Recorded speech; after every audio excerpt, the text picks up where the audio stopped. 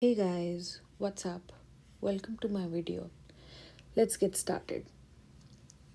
Imagine we have a list of values and want to find one specific target.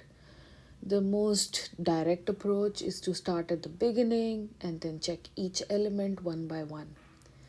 This simple strategy is called linear search.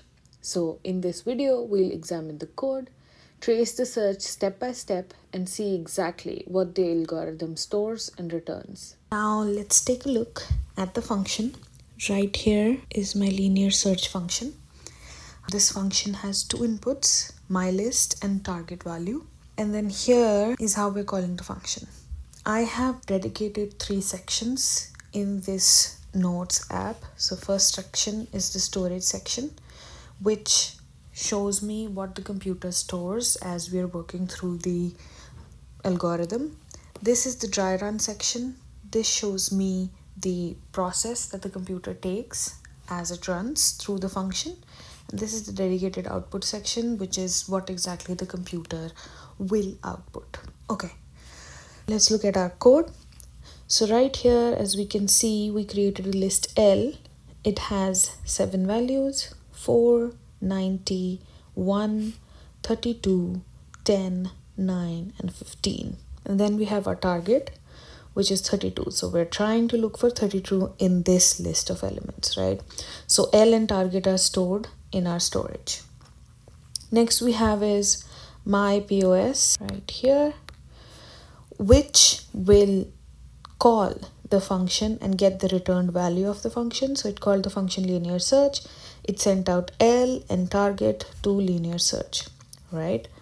So what we're going to do is L becomes my list, as we can see right here, and then targets become tar. So TAR is equal to 32, right? So let's get into the function. So for I in range len my list. So len my list is equal to 7, right? It's a 7-digit list. Awesome. So len my list is equal to 7. So I know I means will go from 0 to 6, correct? 7 minus 1. It's always 1 before the last value. So let's check out our current I. So my I right now is going to be 0, right? My first I is 0. So if my list of 0 is equal to tar. So my list of 0, we know a list has indices. So 0, 1, 2, 3, 4, 5, 6. These are the indices of the list, right? So my list of 0 is 4 is equal to target. So that is 32, right? Which is not true. It is not equal to target. So it does not go inside the if block. Okay. I go back to my for loop and I update I to be 1. Okay. My list 1 is equal to tar, right? So is 90 equal to 32? No, it's not. Okay, we move on. I became 2. So is 1 equal to 32? No, right? Again, we update becomes 3. So my list 3 is 32 equal 32. Yes, that is true. So now that is true. So we go inside the if block. We do return I. Okay, I'm going to return 3. So when I return 3, it goes back into my pause, right? So my pause or my position becomes 3. So I'm saying my pause is equal to 3. And then the next line is print value present on index my pause. So our final output will print this value present on index, and then my pause is 3. So you're letting us know the value is present on index 3, which is true, right? Because the value is present on index 3. And that's how linear search works. Let's move on to the big O notation of this algorithm. So we have the three cases: the best case, worst case, average case, right? So the best case is if you find the target in the first element, right?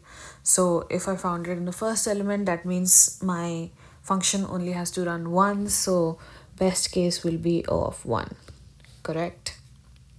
Moving on to worst case will be, let's assume the target is at the end of the list. So that means I have to go through the whole list, right?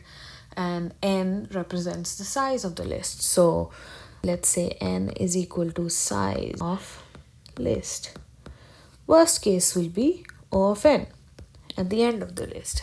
Average case we assume to be O of n, because as n increases, the time to look for that element also increases. So average case is also O of n. So to recap, linear search can work on any list even if the values are not sorted. Its strength is its simplicity, but in the worst case, it may inspect every element. So in the next video, we will see how a sorted list allow binary search to eliminate half of the remaining values at every step. If you like this video, please make sure to subscribe and like and leave on a comment. Have a good one.